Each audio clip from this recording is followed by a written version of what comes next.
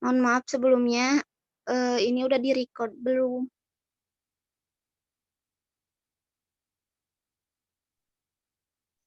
Udah.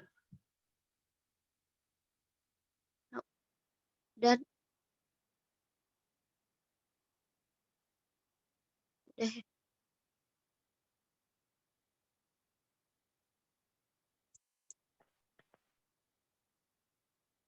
Ulang lagi enggak?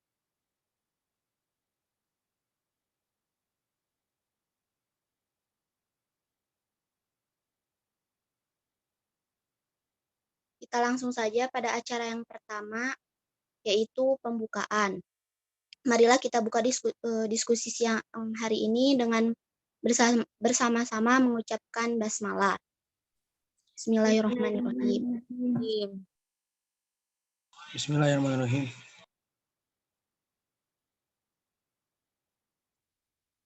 Selanjutnya acara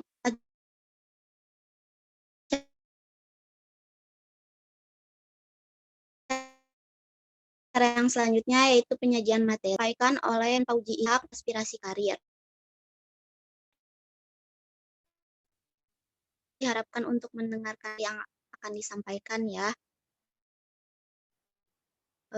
Kepada saya persilahkan.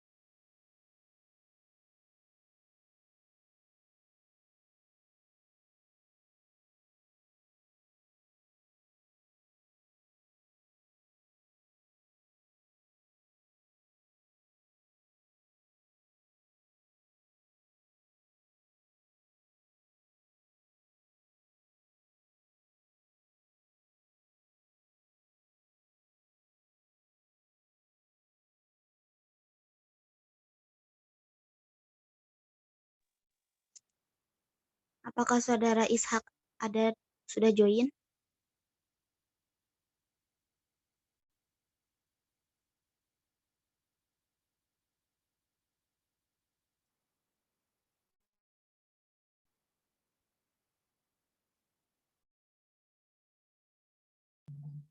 Ishaknya tadi sinyalnya jelek jadi keluar.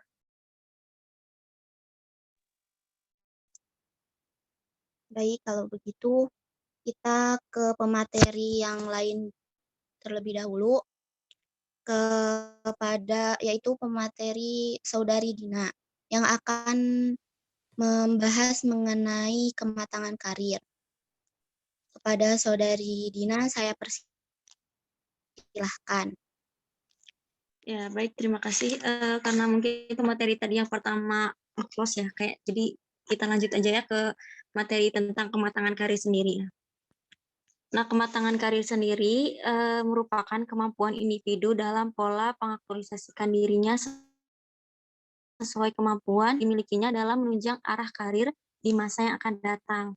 Dan menurut teori Super dalam Winkel 2004 633 mendefinisikan bahwa kematangan karir sebagai keberhasilan individu untuk menyelesaikan tugas-tugas perkembangan karir yang khas bagi tahap perkembangan tertentu. Nah, Super sendiri menjelaskan bahwasannya individu dikatakan matang atau siap untuk membuat keputusan karir jika pengetahuan yang dimilikinya untuk keputusan karir didukung oleh informasi yang adekuat, maksudnya tuh memenuhi syarat atau memadai gitu. Sesuai mana sih ya mengenai pekerjaan berdasarkan eksplorasi yang telah dilakukannya gitu. Nah, sebetulnya kematangan karir individu itu akan berbeda tergantung pada tahap perkembangan karir individu itu sendiri. Nah, kematangan dapat mengidentifikasi kesempatan dan tingkat pekerjaan yang sesuai serta mempertimbangkan kebutuhan, minat, kapasitas, kompetensi diri, dan nilai diri sendiri gitu, nilai pribadi diri sendiri gitu. Nah, oleh karena itu konsep kematangan karir ini bersifat normatif, artinya harus ada kesesuaian antara perkembangan karir individu dengan perkembangan yang diharapkannya. Kemudian kematangan karir individu itu terkait dengan tahap perkembangan karir individu itu sendiri kan. Nah, sebagai contohnya tahap perkembangan karir pada usia usia pemuda atau remaja lah, atau tahap usia mahasiswa lah. Nah, pada kematangan usia tersebut, mereka itu harus mengidentifikasi kesempatan dan tingkat pekerjaan yang sesuai, serta mempertimbangkan kebutuhan, yang tadi saya sebutkan minat, kapasitas, kompetensi, dan nilai pribadi dari dirinya sendiri gitu. Nah, oleh karena itu, konsep kematangan karir ini harus bersifat normatif. Artinya harus ada kesesuaian antara perkembangan karir dirinya dengan perkembangan yang diharapkan pada usianya. Nah, asumsinya semakin mendekati kesesuaian antara perkembangan yang ada dengan yang diharapkan, maka akan semakin kuat atau besar kemungkinan untuk mencapai kematangan karir itu sendiri. Dengan demikian, kematangan karir dapat diketahui dengan sejauh mana serta bagaimana individu itu sendiri memenuhi tahap perkembangan ke arah karirnya. Next. Nah, teman-teman bisa lihat ya di sini ada 5 aspek kematangan karir. Kematangan karir untuk atau tahap kristalis karir gitu.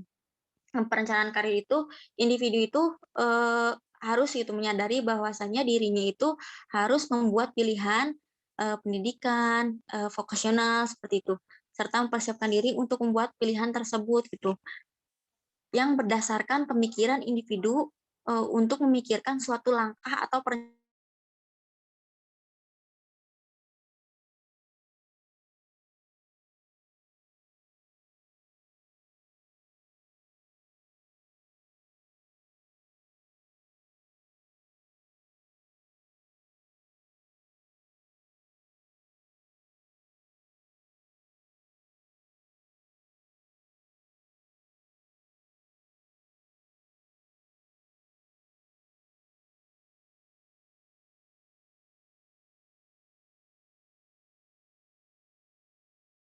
intinya yang ketiga itu penggunaan informasi karir.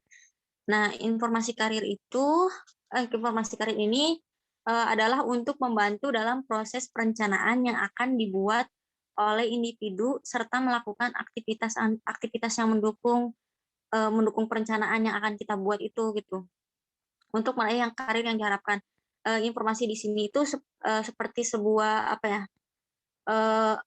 apa sih pekerjaan yang akan kita minati di dalamnya gitu. Misalkan dalam di pendidikan.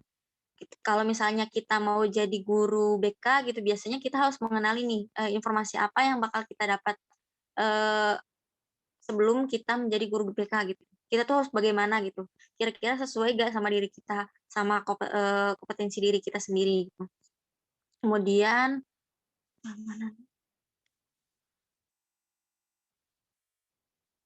sebentar ya.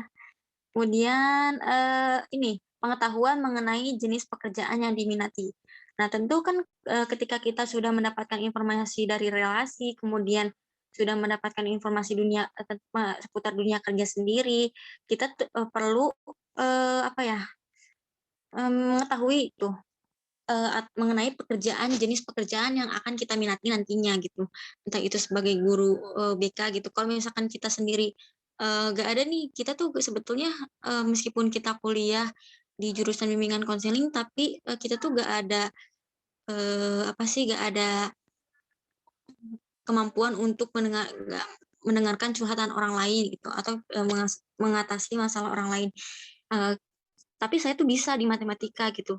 Saya nanti mau jadi guru matematika aja itu bisa ya. Itu tuh tapi ada tambahan. Itu kita harus belajar vokasional yang lain, entah itu kursus atau yang lain-lainnya supaya kita dapat sertifikat mengajar gitu. Nah, yang terakhir itu pengambilan keputusan. Nah, dari pengambilan keputusan sendiri gitu. Ketika sudah tahap 1 planning, tahap 1 planning, kemudian tahap 2 relasi, kemudian tahap 3 mengetahui dunia kerja, dan tahap 4 mengenal jenis pekerjaan yang akan kita minati, dan yang terakhir itu kita harus memantapkan diri gitu. Kita tuh mau di bidang apa gitu dalam mencari karir pekerjaan kita sendiri gitu. Oke, next. Aduh. Nah. Mana ini? Next. Oh ya, skala ya, skala dulu, skala ini. Skala kematangan karir itu sebetulnya ada 5 ya. Atau biasa sebut atau kita kenal ini nih. Nah, ini nih ada 5. Yang pertama itu pengetahuan diri, yang kedua itu pembuat keputusan karir. Nah, yang ketiga itu informasi karir. Nah, pengetahuan diri dan karir, kemudian perencanaan karir. Sebenarnya nggak ada bedanya sama yang tadi gitu. Tapi ini tuh lebih ke spesifiknya tuh kayak gimana gitu. Nah, ini skala kematangan karir dari diri kita pribadi. Tentu ya kayak gitu. Nah, next.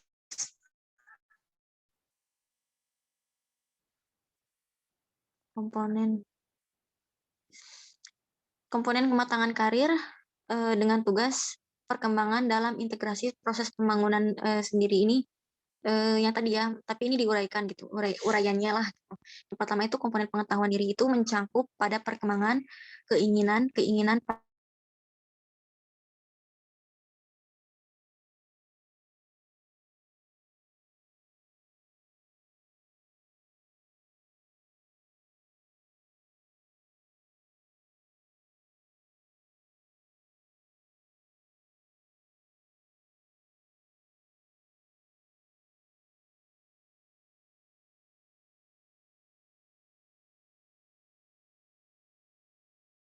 karir, yang mencakup tugas perkembangan pada integrasi pengetahuan diri dengan perkembangan karir, masalah karir yang relevan antara lain rumah tinggal dan lingkungan pekerjaannya, keadaan keluarga dan pasar kerja nanti yang nantinya akan kita minati gitu. Dan kemudian yang kelima itu komponen perencanaan karir. Nah, itu mencakup tugas perkembangan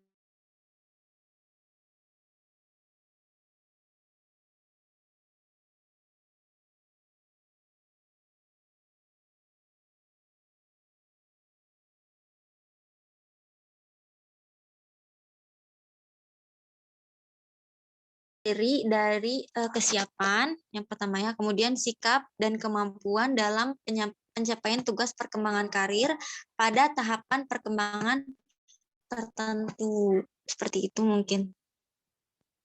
Saya serahkan kepada moderator.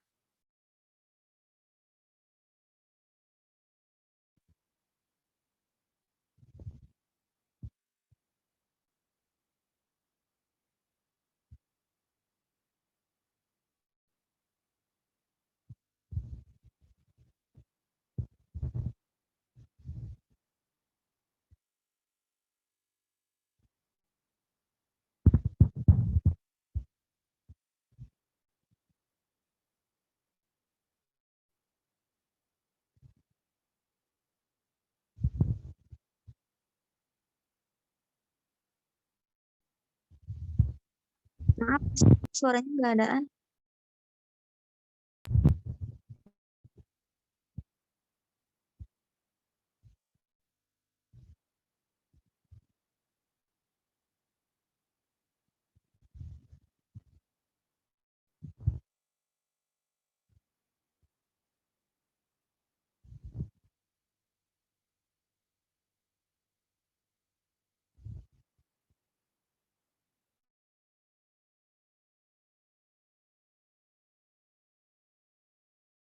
Suaranya nggak ada, untuk sementara saya ambil alih ya. Selanjutnya, karena tadi pemateri 1 baru masuk lagi, saya serahkan kepada pemateri yang pertama, kepada Abdul Rahman Fauzi Ishak, saya persilahkan.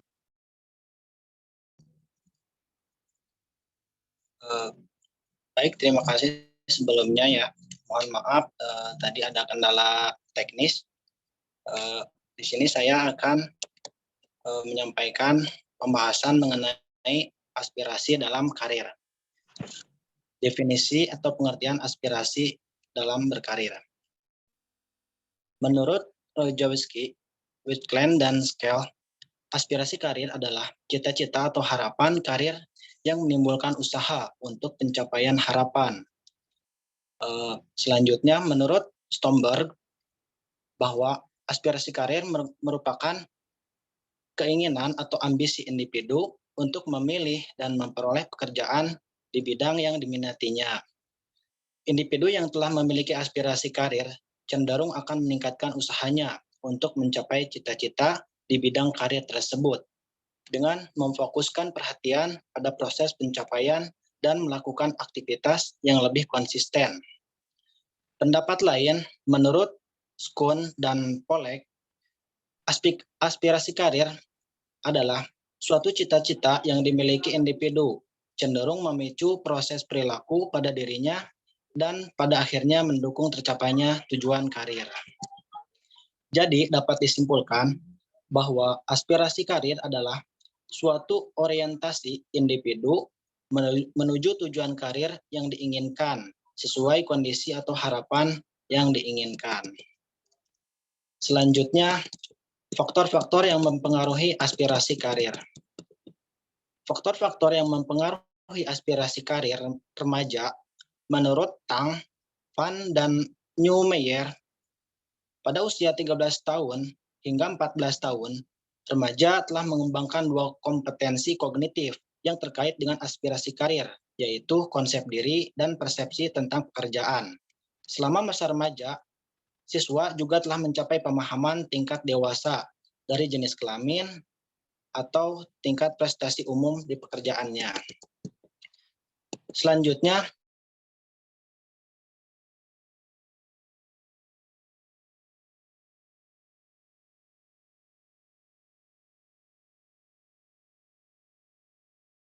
konstruksi atau keadaan psikologis yang menggambarkan keyakinan seseorang pada kemampuan seseorang untuk mencapainya tujuan dan melakukan tugasnya. Yang kedua, sosioterapi sebagai hubungan interpersonal seseorang dalam mendorong untuk mencapai suatu tujuan dalam karir. Yang ketiga, otonomi sebagai kepribadian yang kecenderungan dalam depresi. Maksudnya yaitu proses pengambilan keputusan karir individu dapat memilih karir masa depan berdasarkan keinginan dari dalam dirinya. Menurut Widi Astuti, bahwa status sosial ekonomi menjadi salah satu faktor yang mempengaruhi aspirasi karir pada remaja. Karena penentuan status sosial ekonomi remaja dapat dilihat dari pendidikan orang tua dan penghasilan tiap bulan orang tuanya. Menurut Sawitri dan Dewi, dalam penelitiannya dapat menunjukkan bahwa pentingnya peran self-regulate learning, yaitu kemampuan berkarir untuk berpartisipasi aktif dalam proses karirnya. Dalam membangun aspirasi karir pada remaja, semakin tinggi aspirasi karir seseorang, maka self-regulate learning akan semakin membaik. Seseorang disarankan untuk memiliki aspirasi karir yang tinggi dan kemampuan yang baik dalam melakukan self-regulate learning agar tercapai apa yang diinginkannya. Selanjutnya yaitu aspek-aspek aspirasi karir. Menurut Super, pada tahun 1996 terdapat 5 aspek aspirasi karir, yaitu yang pertama, rencana karir remaja yang meliputi masa depan yang jauh, masa depan menengah, dan mereka yang telah menetapkan karir mereka di masa yang akan datang. Yang kedua, eksplorasi karir meliputi seseorang yang lebih banyak berkonsultasi tentang karir, mencari sumber daya yang sedang diperlukan, dan ikut dalam partisipasi. Yang ketiga, informasi merupakan pesan atau kumpulan pesan yang terdiri dari informasi tentang pendidikan dan instruksi persyaratan penghasilan, tugas, penawaran, dan permintaan, kondisi, dan kemajuan karir. Yang keempat, pengambilan keputusan yang akan ditetapkan seseorang dapat menentukan suatu tujuan yang akan dicapainya. Yang kelima, orientasi realitas dapat meliputi pengetahuan diri, realisme, konsistensi, kritisasi, dan pengalaman kerja. Adapun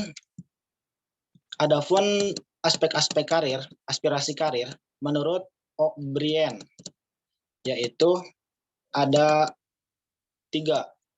Yang pertama, aspirasi pencapaian kemampuan untuk menilai tingkat pencapaian yang menjadi tujuan individu.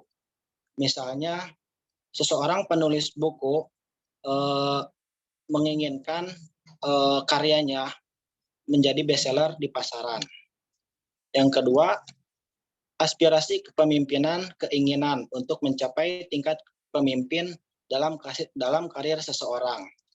Misalnya, seseorang yang bekerja di perkantoran atau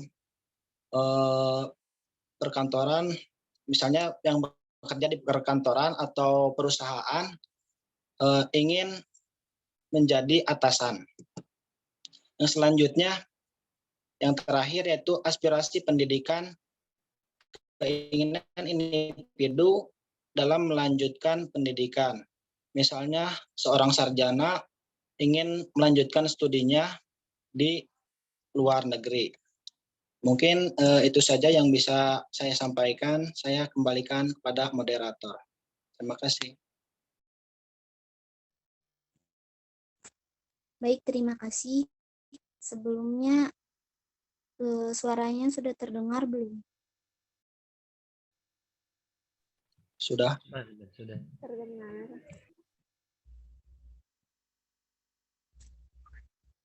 Baik. Terima kasih kepada Saudara Ishak yang telah memberikan materi mengenai aspirasi karir, mengenai evaluasi karir yang akan disampaikan oleh Adila. Kepadanya kami persilahkan. Terima kasih moderator. Sebelumnya saya akan menjelaskan tentang efikasi karir. Keyakinan diri atau self-efficacy yang kemudian diistilahkan di sini dengan efikasi merupakan keyakinan seseorang terhadap kemampuan yang dimilikinya untuk mengorganisasikan dan bisa menampilkan perilaku performa yang efektif sehingga bisa menyelesaikan tugas tertentu dengan baik serta merupakan salah satu faktor personal yang menjadi perantara antara faktor perilaku dan faktor lingkungan.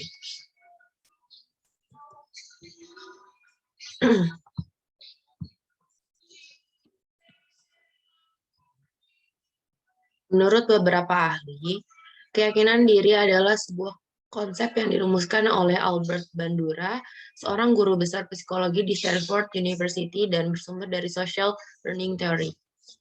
Menurut Bandura, self-efficacy is a major basic of action. People guide their lives by their beliefs of people efficacy. Yang artinya, keyakinan diri itu prepare to believe in one's capabilities to organize and execute the others of action required to produce given attainment. Keyakinan diri merupakan keyakinan akan kemampuan individu untuk dapat mengorganisir dirinya dan melaksanakan serangkaian tindakan yang dipandang perlu untuk mencapai suatu hasil yang diharapkan. Norwich dalam Azwar tahun 1996 mendefinisikan keyakinan diri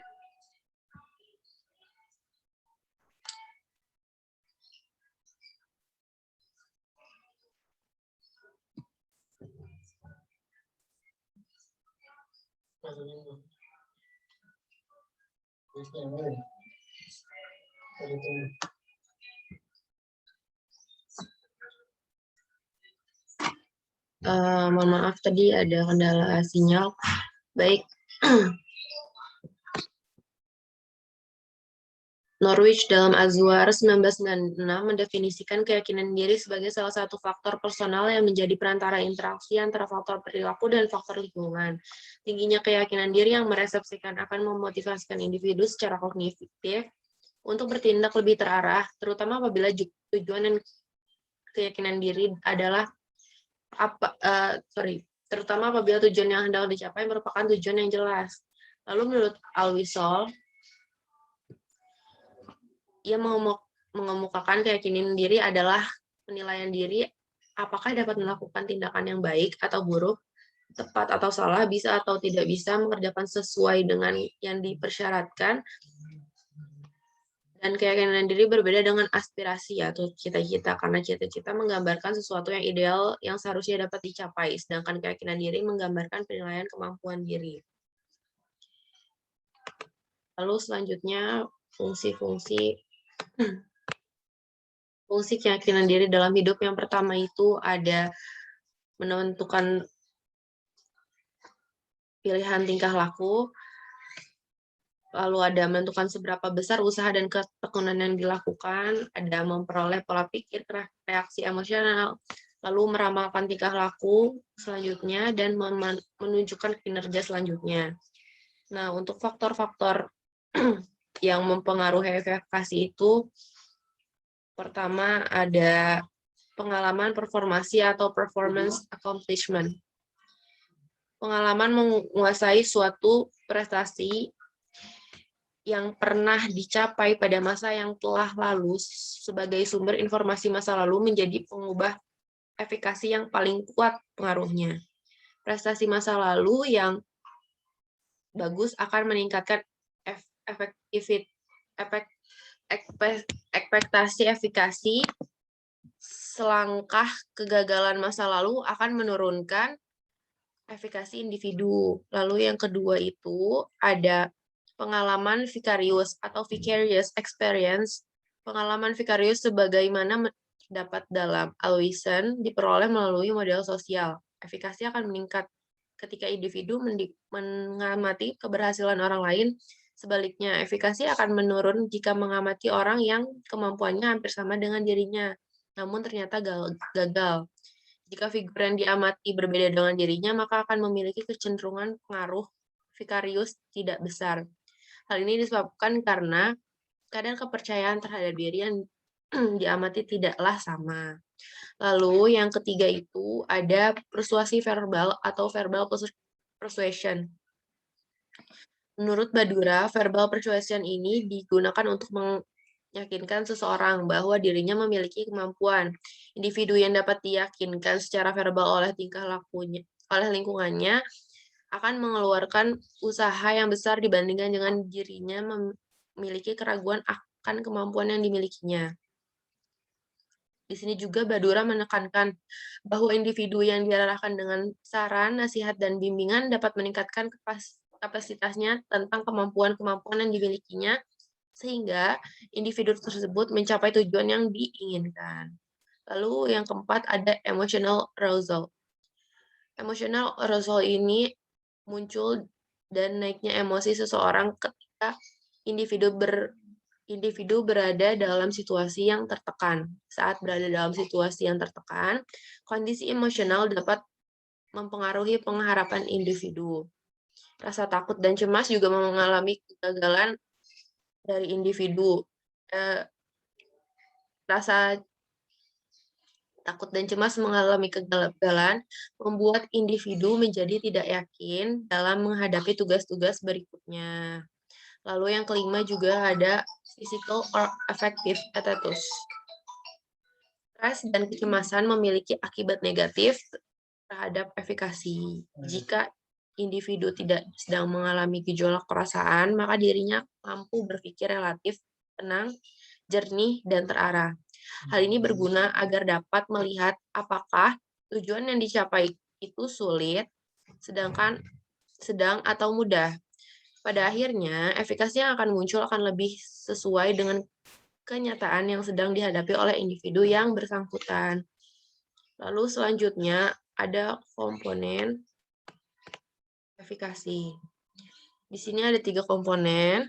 Yang pertama itu komponen magnitude atau komponen tingkat atau level. Dimensi ini adalah dimensi yang berhubungan dengan tingkat kesulitan tugas. Lalu yang kedua ada komponen generality. Nah, generality ini menjelaskan keyakinan individu untuk menyelesaikan tugas-tugas tertentu dengan tuntas dan baik. Lalu yang ketiga itu ada komponen strength. Komponen ini berhubungan dengan derajat kemantapan individu terhadap keyakinannya. Mungkin sekian dari saya kembalikan lagi ke moderator.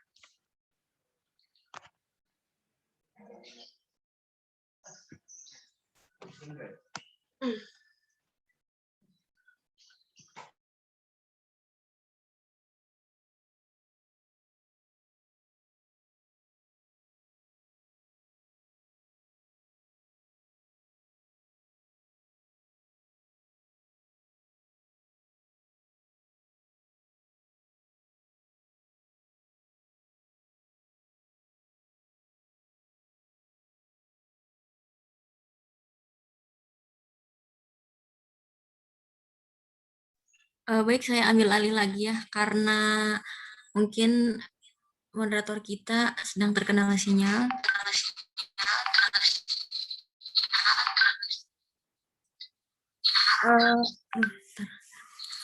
Baik, mungkin itu tadi apa sih pemaparan materi dari materi kita pada hari ini.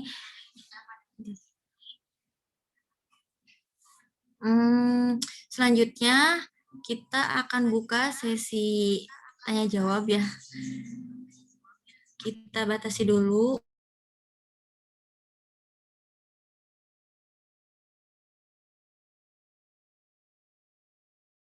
Nanti kita buka lagi untuk 3 orang.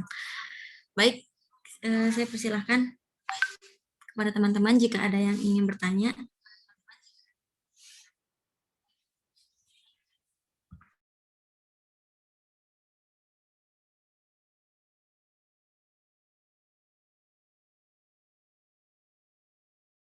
Ada yang mau tanya kepada Dwiki Septian? Ya, saya persilahkan. Izin bertanya ya. Ini kan berbicara tentang efikasi, itu keyakinan ya. Nah, jadi bagaimana si anak-anak muda itu bisa yakin bahwa dirinya mampu untuk berkarir, baik itu setelah lulus ataupun sebelum gitu. Terima kasih.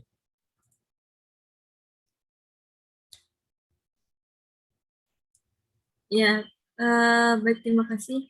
Selanjutnya bagi teman-teman, jika ada yang ingin bertanya, saya persilahkan.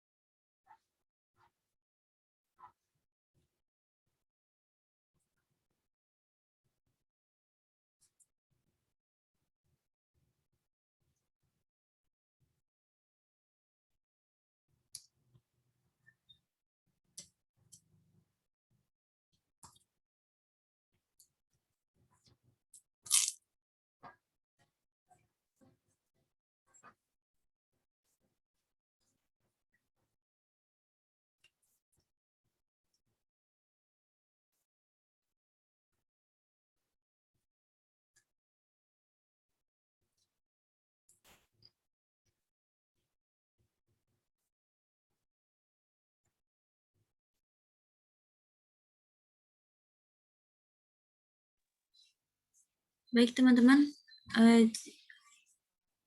Tidak ada. Mungkin kita jawab dulu ya pertanyaan dari Adwiki. Adwiki, boleh diulangi lagi pertanyaannya?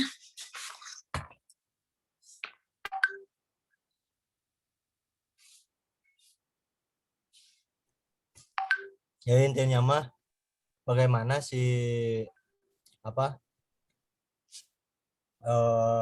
pemuda gitu, baik itu mahasiswa ataupun pelajar, dalam menghadapi setelah lulus atau sebelum lulus untuk membentuk keyakinannya untuk siap berkarir gitu.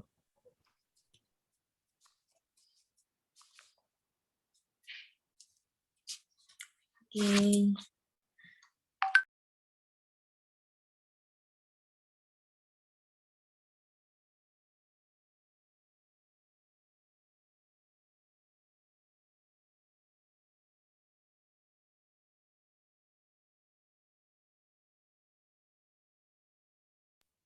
Baik, dari teman-teman kita kelompok 5, ada yang ingin menjawab pertanyaan dari saudara Dwiki Septian? Saya persilahkan.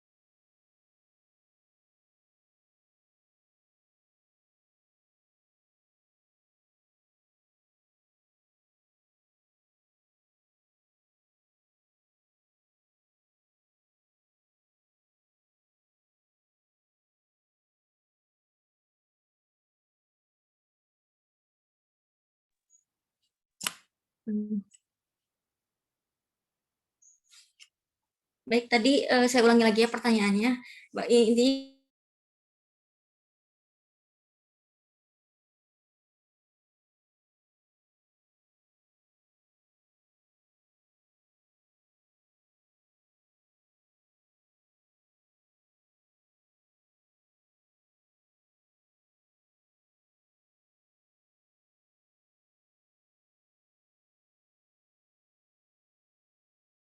ada yang umumnya gitu, yang umumnya harus dirasakan, harus dimiliki setiap orang itu. Yang pertama kan ada kesiapan gitu ya, sikap dan kemampuan dalam pencapaian tugas karir pada tahap perkembangan karir tertentu gitu. Jadi tentu yang pertama itu harus gimana ya ini tuh. Nah, yang pertama itu kita harus merencanakan ya gitu. Dalam setiap keyakinan tentu pasti sebelumnya ada dalam setiap perencanaan tentu pastinya ada keyakinan. Nah, dari keyakinan itu sendiri kita harus mantap gitu ketika kita mau mulai berkarir, tentunya pasti dalam diri kita sudah ada niatnya. Itu tuh udah jadi salah satu keyakinan dari diri kita untuk mau melanjut ke tahap berkarir gitu.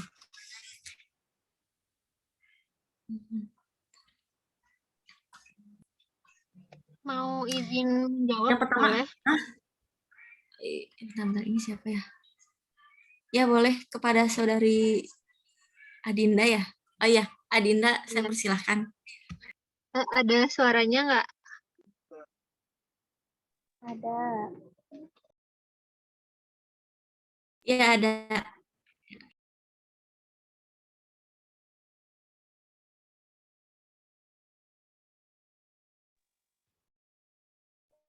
Sebentar.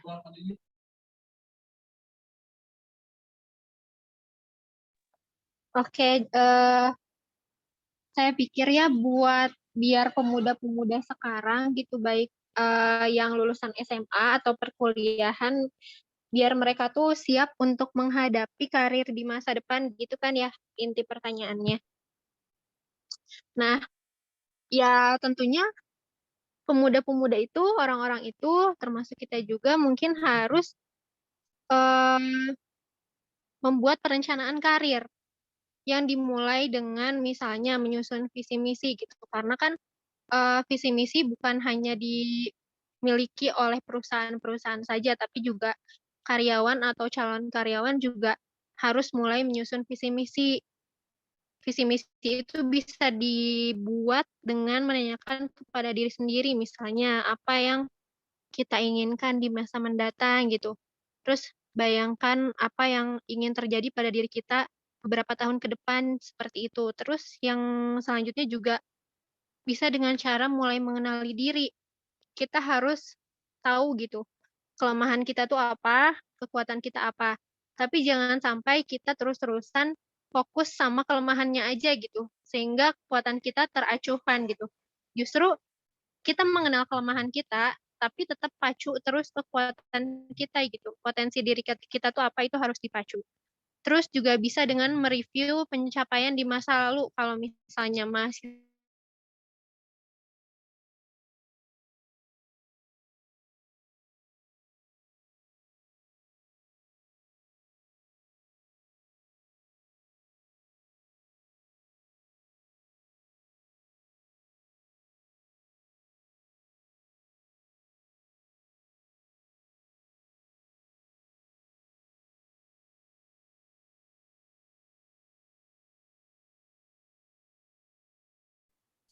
Ya, luruskan ya. Terima kasih. ya terima kasih. Ya betul sekali ya tadi. Yang pertama itu yang paling penting itu pengembangan diri sendiri ya. Yang tadi kata Adinda itu yang pertama menyusun visi misi ya. Karena kan kalau visi misi itu tidak hanya di perusahaan tapi pada setiap orang. Yang kedua itu tadi tentang mengenal diri ya. Kalau tidak salah ya mengenal diri, jangan fokus pada kelemahan, pacu terus kekuatan kita gitu. Nah kemudian yang terakhir tuh pengembangan diri atau teman-teman bisa kenal dengan sebutan self improvement. Nah jadi kita tuh harus mereview pencapaian masa lalu gitu, pacu bidang yang sudah berhasil, jangan fokus pada kegagalan apa yang pernah kita lakukan gitu. Nah tambahan juga ya gitu dari saya gitu fokus intinya gini fokus dan tingkatkan terus keterampilan yang kita kuasai gitu jangan hanya karena orang apa ya pencapaiannya sudah bagus gitu kita tuh jadi mandangnya tuh ke atas terus gitu. Nah kemudian yang kelima itu ikuti passion kita karena dari passion akan menunjang keterampilan sehingga kita bisa menjadi profesional dalam bekerja gitu. Seperti itu mungkin kurang lebihnya. Bagi teman-teman yang lain yang mau menambahkan, saya persilahkan. Izin menambahkan, Dina. Oh iya boleh, Saudara Alvan. Oke. Mungkin gini ya, sedikit saya menambahkan dari perspektif lain yang tadi sudah disampaikan oleh Adinda juga gitu, menarik. Di sini juga teman-teman kalau kita review lagi materi kemarin yang sempat disampaikan gitu ya tentang pemilihan karir gitu ya, nyambung juga sama sama kesiapan ataupun kematangan kedewasaan seseorang dalam berkarir itu juga relate sama beberapa hal. Di sini aku mengutip studi yang dilakukan oleh kelompok yang dipimpin oleh Ginsberg gitu ya. Jadi dalam saat kita melakukan pemilihan karir ataupun kita menuju proses pendewasaan karir sehingga nanti kita siap dalam dunia bekerja gitu, kita juga harus mempertimbangkan bagaimana proses perkembangan kita gitu. Jadi kalau misalkan teman-teman di semester ini belajar konseling perkembangan gitu ya, jadi pada saat orang itu tumbuh dan berkembang juga harus diperhatikan gitu. Yang emang dari setiap fase-fasenya itu dari mulai periode ada yang namanya periode fantasi, masa kanak-kanak gitu ya. Jadi memang di situ murni orientasinya itu untuk bermain gitu sampai pada akhirnya menjelang akhir tahap ini juga bermain menjadi berorientasi bekerja gitu. Kemudian periode tentatif yaitu awal masa remaja. Jadi di sini ada proses kayak transisi gitu yang ditandai dengan pengenalan secara gradual terhadap persyaratan kerja, kemudian pengenalan minat, kemampuan, imbalan kerja, nilai, dan perspektif waktu gitu. Dan di terakhirnya ada tahap realistik gitu. Jadi tahap realistik ini tuh adalah kayak tahap di mana pertengahan remaja hingga dewasa awal, di mana seorang itu melakukan eksplorasi kemampuannya dari mulai dia masuk ke perguruan tinggi atau kuliah gitu. Mungkin teman-teman juga pernah mengalami saat fase-fase awal kita kuliah semester 1, semester 2 kayak pengen nyoba ini, nyoba itu, nyoba ini, nyoba itu gitu. Apalagi dulu kondisinya belum pandemi gitu. Jadi akses dan dan berbagai cara yang bisa kita lakukan itu dengan mudah kita dapatkan gitu.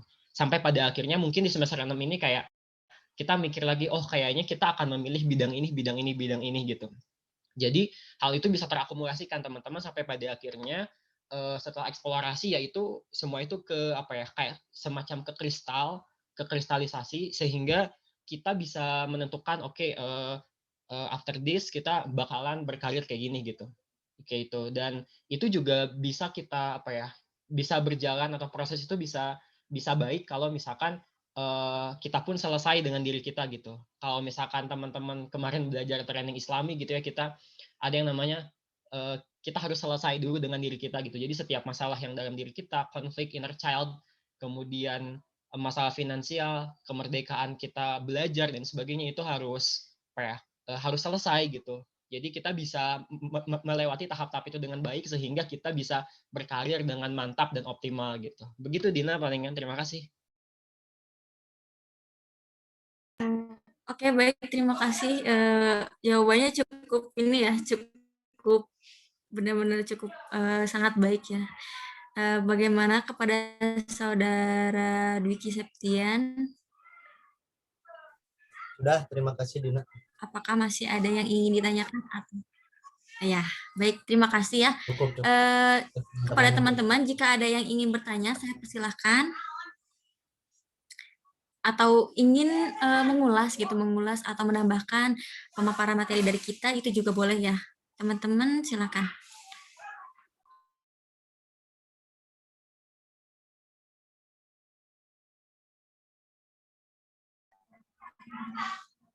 Bagaimana?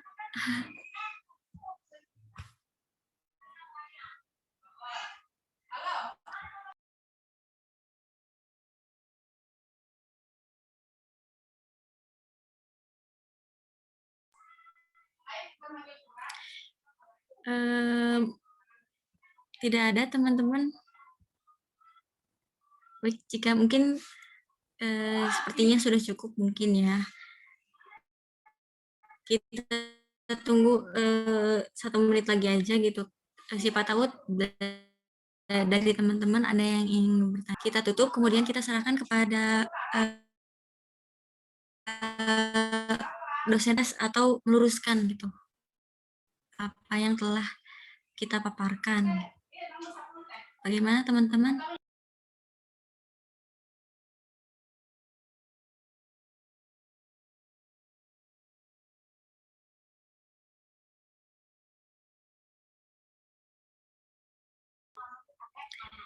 Baik, teman-teman tidak ada ya? Baik, jika tidak ada mungkin kita masuk ke statement closing aja ya. Kita tutup supaya kita bisa serahkan kepada dosen pengampu kita untuk meluruskan presentasi kita pada siang hari ini. Intinya gini, baik kita masuk ke statement closing dari kelompok kita, khususnya dari saya, dari tentang apa sih presentasi kita pada siang hari ini. Intinya gini, kematangan karir atau career maturity ini dimulai dari kesiapan diri kita pribadi, sikap dan kemampuan kita dalam pencapaian tugas perkembangan karir gitu, dalam karir yang akan kita tentukan ke depannya untuk masa depan kita gitu. Entah itu dalam aspek kehidupan sebelum kita lulus atau setelah kita lulus gitu. Nah, dari skala kematangan karir itu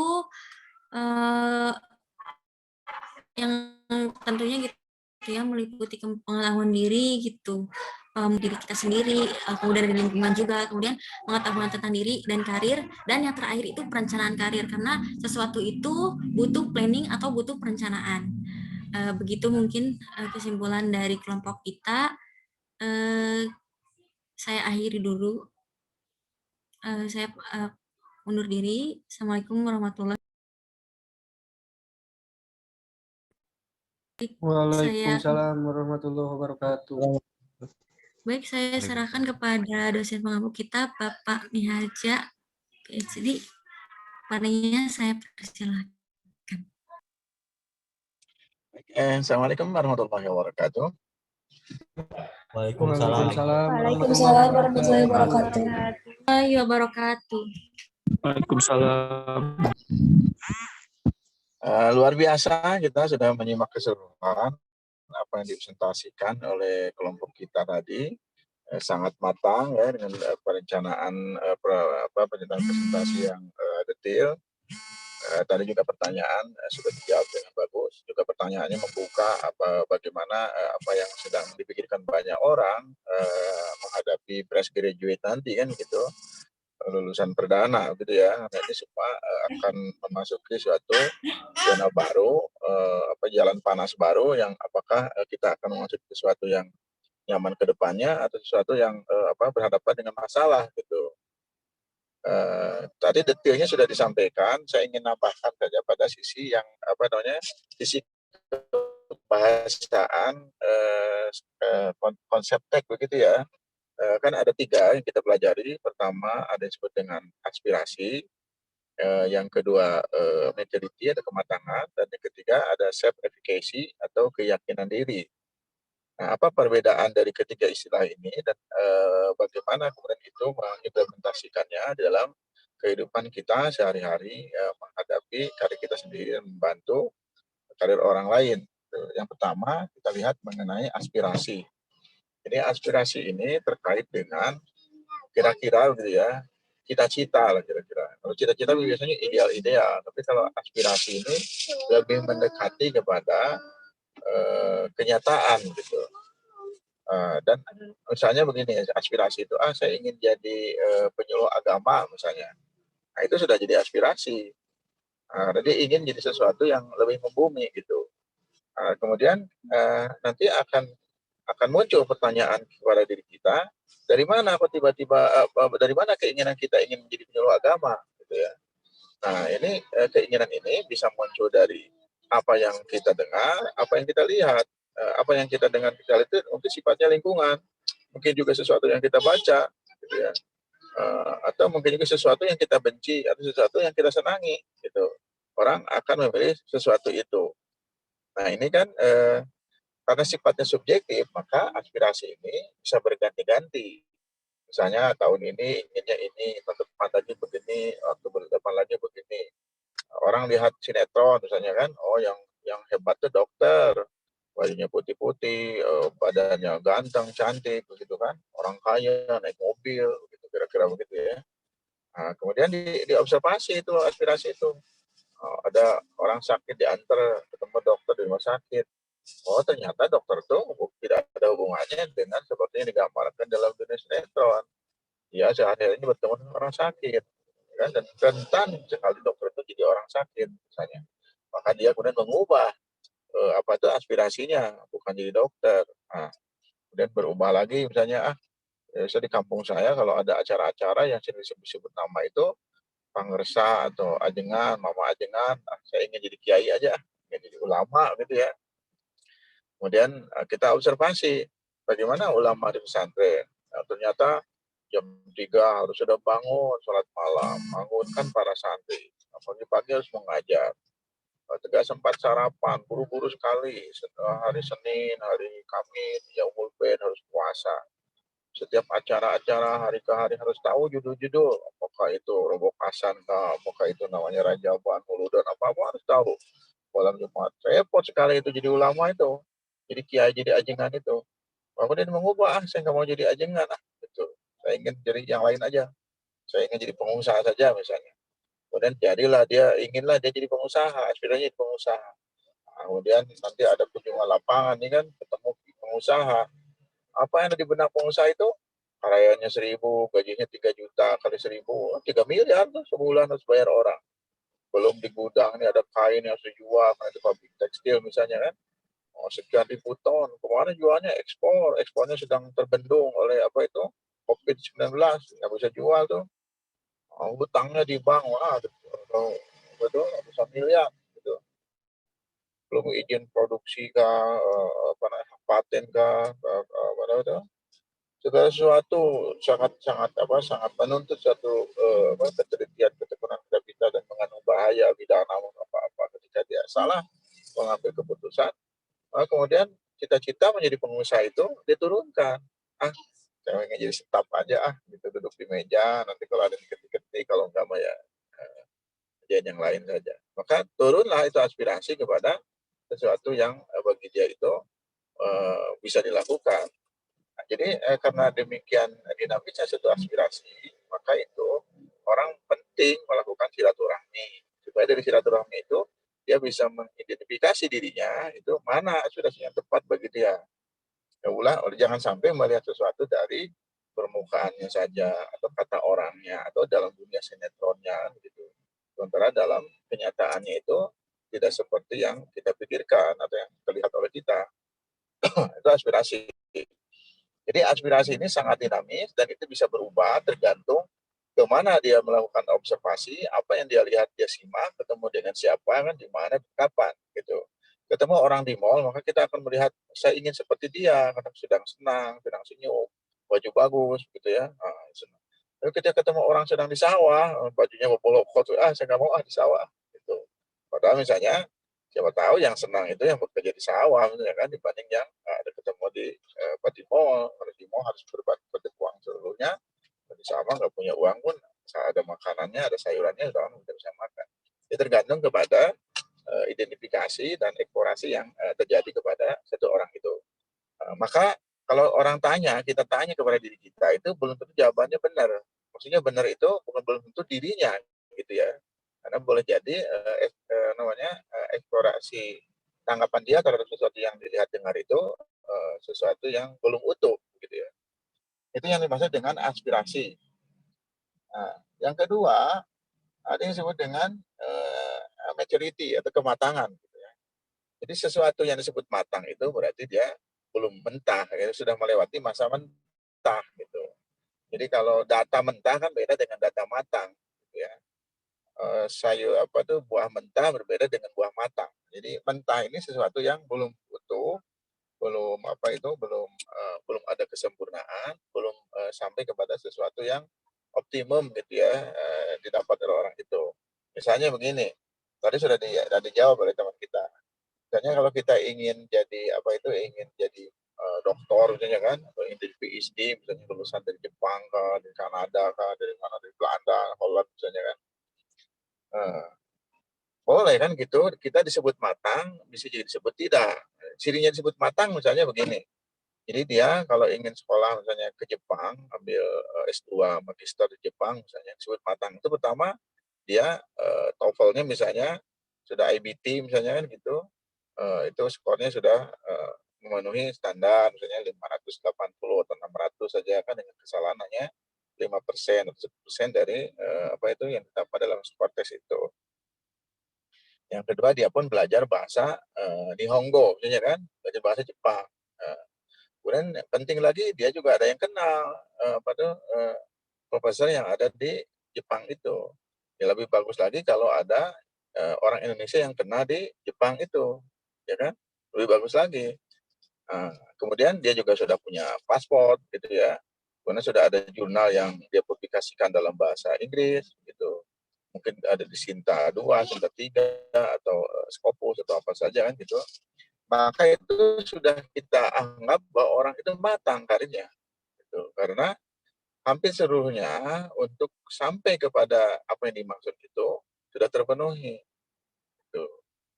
Kalau dia misalnya perlu beasiswa, maka misalnya dengan LPDP sudah ada terhubung, ya kan? Atau Manggumuso misalnya yang punya Jepang itu sudah terhubung juga, atau Javang Scholarship yang banyak sekali di sana, atau juga misalnya ke mana, ke perusahaan-perusahaan yang ada di Jepang yang membuka scholarship, itu sangat mungkin orang bisa lakukan itu.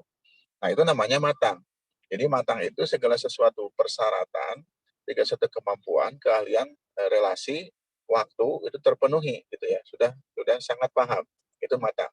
Contoh lagi misalnya, saya ingin jadi polisi nanti setelah S1 selesai gitu ya, maka disebut matang kalau dia tahu kapan tesnya dilakukan, materi tesnya apa saja, kemudian ada yang kena tidak polisi yang sama melalui jalur tes itu, kemudian dia sudah menyiapkan seluruh materi tesnya, misalnya termasuk olahraganya, termasuk bela dirinya, termasuk kesehatan tubuhnya, seluruhnya dia kuasai.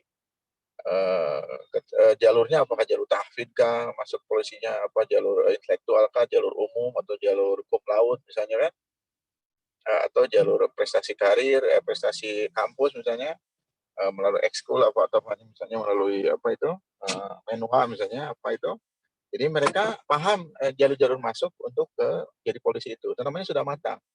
Ya. Jadi matang itu yang dimaksud adalah sudah menyangkut pengetahuan, menyangkut relasi orang, menyangkut lingkungannya kan gitu, menyangkut juga skillnya, sehingga dirinya itu mempunyai sesuatu yang sangat mungkin dia itu sampai kepada yang dimaksud itu. Terus dengan maturity. Jadi kalau ada kurang saja beberapa bagian, kemudian kurangnya disadari, itu dianggap matang juga, tinggal schedule-nya seperti apa untuk terpenuhi. Tapi kalau dia ingin jadi polisi, sementara dia kalau ditanya, kapan itu tesnya, materi tesnya apa, ada yang kenal nggak, di mana tesnya, kan apa saja, berapa pesaingnya, dan macam-macam tidak bisa jawab, maka itu namanya melamun, ingin jadi polisi, bukan ingin berkarir jadi polisi. Beda nih melamun dan matang tadi itu. Nah, berikutnya, ada tadi yang dimaksud dengan self efficacy. Ini Albert Bandura, dia melakukan riset bahwa suatu keyakinan karir seseorang itu adalah bagaimana sejauh mana hubungan dia dengan relasi sosial. Gitu. Semakin dekat pada relasi sosial yang dimaksud, maka semakin yakin orang itu pada karir itu. Misalnya begini, saya ingin punya konveksi ini, kalau sudah jadi sarjana nanti, saya ingin jadi pengusaha.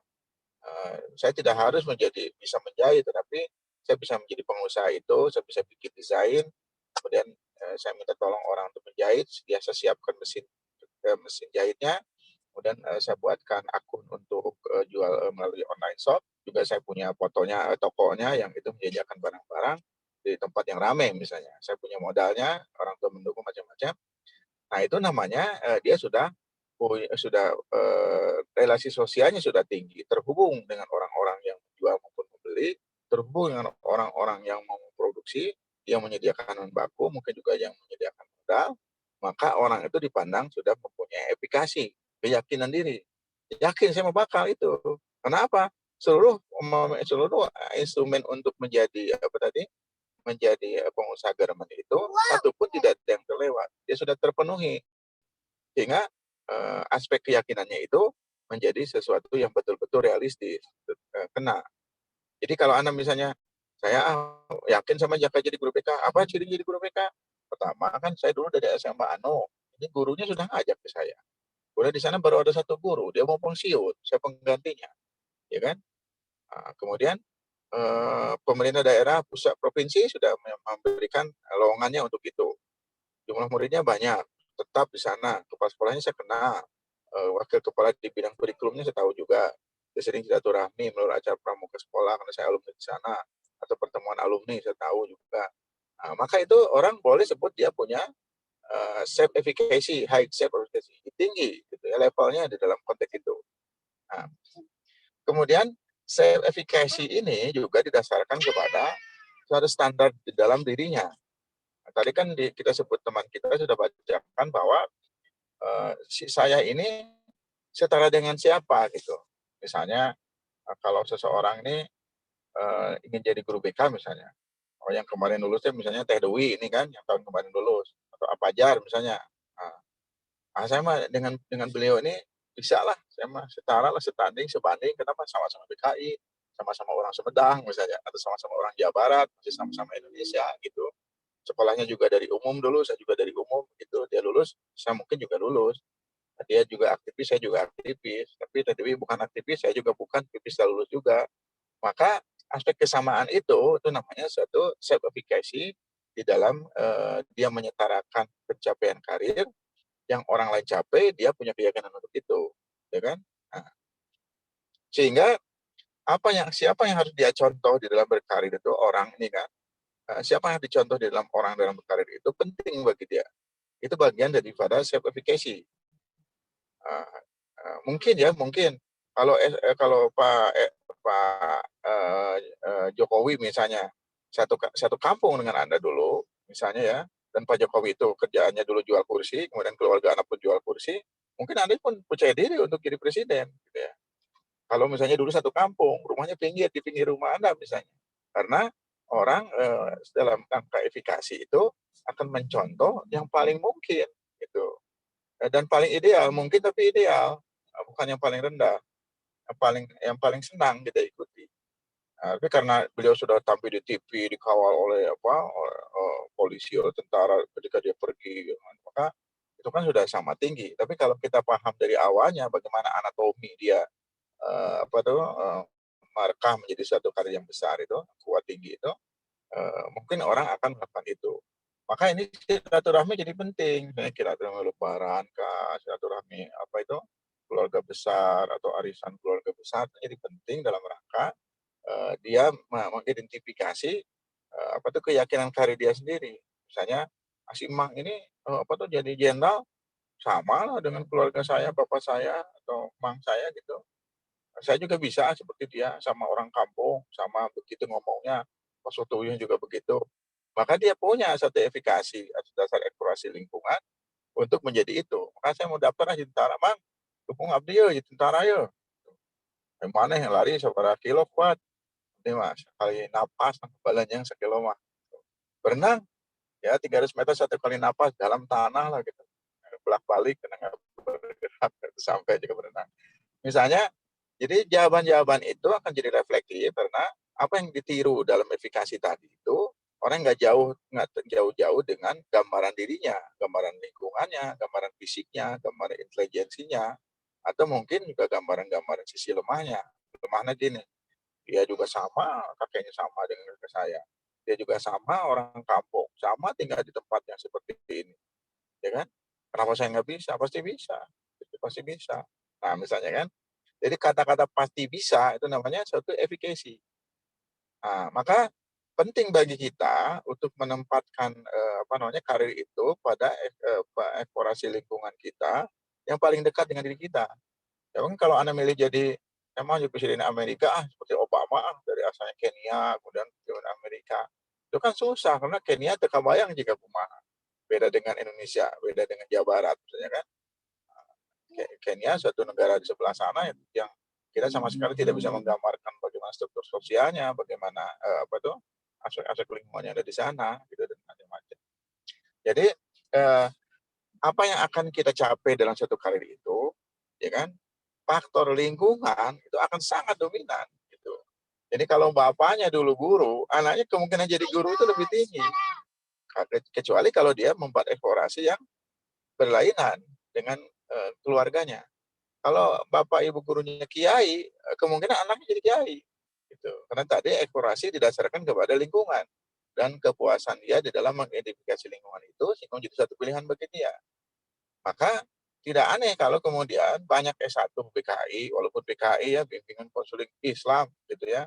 Begitu pulang kampung ada yang menjahit, pulang kampung tuh ada yang dagang sembako. Padahal itu kan tidak dimaksudkan di dalam tujuan penyelenggaraan PKI bagi alumni.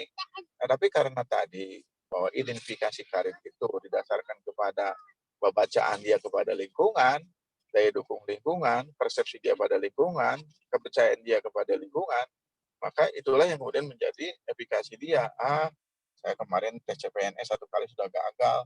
Mendingan ngisi mamah dagang sembako di sini atau dagang bakso di sini misalnya. Mamah juga sudah jadi haji dagang bakso lah, nggak usah ikut CPNS saya. Nggak usah jadi guru. Nah itu kan karena dia mengidentifikasi keyakinan dirinya adalah equal sama dengan apa yang didapat oleh orang tuanya. Bolehkah itu? Ya tentu boleh, karena kan bahwa karir itu bukan hanya satu pekerjaan, tetapi pekerjaan didasarkan kepada nilai-nilai kepuasan dirinya, nilai-nilai agama, kan nilai sosial, nilai-nilai nilai kenegaraan, nilai lingkungan, keyakinan pada diri orang itu. Nah, itulah yang kemudian pentingnya orang memperlebar diri dalam bentuk organisasi ekskul kah, ya kan? Pentingnya orang melebar diri dalam seminar, di dalam workshop, dalam pertemuan-pertemuan yang yang widely gitu ya, lebih lebar. Maksudnya agar pandangan kita itu tidak hanya pada satu titik di lingkungan kita lahir, tidak hanya satu titik di lingkungan kita belajar dulu waktu SMP, SMA, atau SMK, tapi kita bisa membaca ruang yang lebih luas dan kita bisa mengidentifikasi. Saya yakin sih bisa begitu. Dulu saya waktu kuliah seperti Anda itu kan sama ini kan susah, ya kan nilai juga jelek gitu ya. Sama dulu kan manual, pakai mesin tik zaman saya kan. Komputer tuh langka sekali. Pakai disket waktu dulu mah ya, kalau sudah 3 kali dipakai ada virus tuh rusak, diketik ulang gitu kan. Kalau datanya hilang. Zaman dulu begitu. Tapi kita mengidentifikasi bahwa orang yang menggunakan komputer ini si Ano, dia bisa sekolah ke luar negeri, dia bisa jadi Ano misalnya. Saya pasti bisa. Kenapa? Rasanya dia dengan saya sama saja. Yang membedakan waktunya, dia sudah di umur itu, pada zaman itu saya masih di mahasiswa. Tapi saya akan ikuti track perjalanan mereka dan saya pasti bisa. Gitu. Nah itulah yang dimaksud dengan keyakinan diri bahwa dia akan sampai ke sana. Ini sebagai satu pengalaman yang tidak bisa digeneralisir karena sifatnya kasuistis misalnya. Dulu waktu saya selesai S1, itu kan diumumkan tuh ada beasiswa UJ namanya, beasiswa unggulan. Gitu ya. Beasiswa unggulan tuh persyaratannya waktu itu usia di bawah 25 tahun, kemudian IPK-nya 3, berapa IPK-nya? 3,2 waktu itu. Saya kebetulan 3,2 pas gitu ya, 3,4 karena lebih sedikit gitu. Lalu ikut ekskul misalnya. Saya daftar dari kampus UIN itu yang daftar tuh hanya 2 orang. Gitu. Tesnya di ITB waktu itu, dites oleh soal Otobappenas untuk mencapai skor 550 dan kebanyakan dari perguruan tinggi eksak gitu ya. Dan waktu tes tuh luar biasa memang ya. Dari 500 peserta dengan kuota 200 orang itu, 2 orang dari UIN itu yang daftar, dua-duanya tidak lulus. Gitu. Tapi tidak lulus itu bukan berarti kita harus patah semangat gitu. Masih ada kesempatan lain. Saat saya pelajari lagi kapan schedule ada sumber daya lain ya. Ternyata kemudian masih ada Bank Dunia buka. Bank Dunia kan lebih tinggi levelnya kan daripada Bappenas yang punya gitu. Tapi kemudian yang kedua ini waktu daftar ke UPI ketemu dengan Pak Direkturnya, kata beliau nanya, kamu udah berusaha belum? Saya belum mengajukan, Prof. Gitu. Aku daftar aja kamu, daftar. Boleh, Prof. Apa syaratnya? Kamu ketemu saya nanti. Gitu. Ketemu, kemudian beliau langsung telepon. Nama kamu siapa? Nama saya Sukanimi aja, Prof. Ini satu lagi nambah nih. Gitu. Teman kita masuk kami nama satu terus didaftarkan beasiswa. Itu menjadi unik pada kesempatan yang kedua itu karena beasiswa yang kesempatan kedua itu tidak ada tes gitu karena kuotanya 100 orang baru dapat 18 orang. Jadi waktu itu bisa diterima di beasiswa di kampus UPI tanpa tes gitu ya. Tetapi ada tadi tantangan lain misalnya bagaimana kalau saya bisa dekat dengan direktur? Bagaimana kita bisa komunikasi dengan direktur? Dan bagaimana direktur bisa langsung bebas telepon ke panitia bawa nama lagi satu peserta dari kampus UPI. Itu kan ini pentingnya kita melakukan suatu komunikasi kan gitu dengan orang yang memegang keputusan. Kan tidak berbelit-belit kan, tidak harus ada surat permohonan, tidak ada proposal, tidak ada aspek yang sangat birokratis. Nah, kita punya keterampilan mengkomunikasikan sesuatu itu. Kita tampil komunikatif, tampil fresh, misalnya kan tampil baju yang wajar gitu kan, tidak mengemis-ngemis begitu, tampil smart gitu dalam kondisi yang kondisi super normal itu, maka kita mendapat kesempatan itu. Kemudian begitu daftar pun ternyata harus ada persyaratan, misalnya rekomendasi dari waktu daftar ke UPI-nya, terus dari rekomendasi dari perguruan tinggi, rekomendasi dari ormas, begitu kan. Maka kita datang ke ormas pun kita tampil dengan wajar, bahwa saya ingin bagian dari ormas ini, gitu, saya ingin studi dulu, nanti insya Allah kita dapat berbagi setelah studinya selesai. Kita tanda tangan juga, karena kita menyebut apa yang diprogramkan di ormas itu. ISMI pada waktu itu. Kemudian ke kampus swasta pun sama, bahwa saya nggak bisa untuk ngajar, mungkin Bapak juga ngasih kepercayaan ke saya karena saya baru lulus, tapi tolonglah itu kesempatan Pak, saya rekomendasi dari sini, karena ini persyaratan untuk scholarship itu, yang World Bank itu harus jadi dosen dulu, walaupun saya baru lulus. Kamu tuh budak saha? Ya, insya Allah saya asli dari sini Pak, saya ingin bagian dari besarnya yayasan ini ke depan. Ditantangan juga kan gitu. Nah, itulah yang kemudian menjadi identifikasi self-efikasi itu tadi, dia ada satu keyakinan dalam dirinya berdasarkan identifikasi orang-orang di dalam satu komunitas karir itu. Nah, dan kita meyakini akan sampai kepada suatu posisi tertentu atas dasar apa yang kita mau gitu, kan? Nah, maka ini penting kita menempatkan diri kita dengan kesamaan siapa gitu. Atas dasar apa? Sadar tantangannya, sadar kelemahannya, sadar apa yang harus perjalanan harus dilaluinya gitu. Perjalanan rute karir yang dilalui gitu. Sehingga aspek-aspek ini menjadi penting bagi kita, jangan sampai kita nih berpangku tangan atau karir kita ini digerakkan oleh eksternal di luar diri kita. Ini kan tidak baik gitu, karena itu tidak sesuai dengan aturan-aturan main di dalam aspirasi, dalam efikasi, di dalam maturity, yang sesuai. Jadi orang yang berkarir dari dorongan eksternal itu tidak akan lama, gitu. Karena kalau eksternalnya tidak ada, maka dia tidak bertahan. Misalnya orang yang bekerja di satu industri, dia dimasukkan oleh saudaranya gitu, tanpa dia ikut seleksi dengan benar, tanpa dia punya kemauan kesadaran yang benar tentang pekerjaan itu, maka kalau saudaranya tadi itu keluar, dia juga ikut keluar, gitu ya. Karena apa tuh? Daya topang dia itu sudah tidak ada lagi, karena dia bekerja di sana dari dorongan aspek eksternal, bukan dengan dirinya. Dan itu kan menjadi tidak baik gitu. Jadi maksud tidak baik, ketangguhan, ketahanan dia di dalam berkarir itu menjadi terbatasi. Baik, terima kasih nih kesempatan dalam kuliah ini luar biasa tadi kita menyimak dari kelompok kita. Juga terima kasih kepada PJ kita yang terus berjuang kelas ini untuk terhubung melalui media sosial, juga kepada Kosma, kepada para penanya terbaik tadi, kepada para penyimak.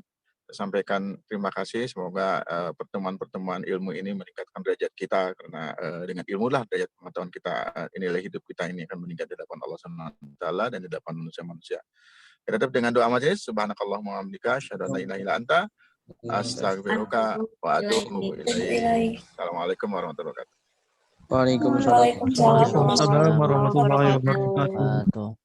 Waalaikumsalam warahmatullahi wabarakatuh. Turun, Pak. Terima kasih, Pak.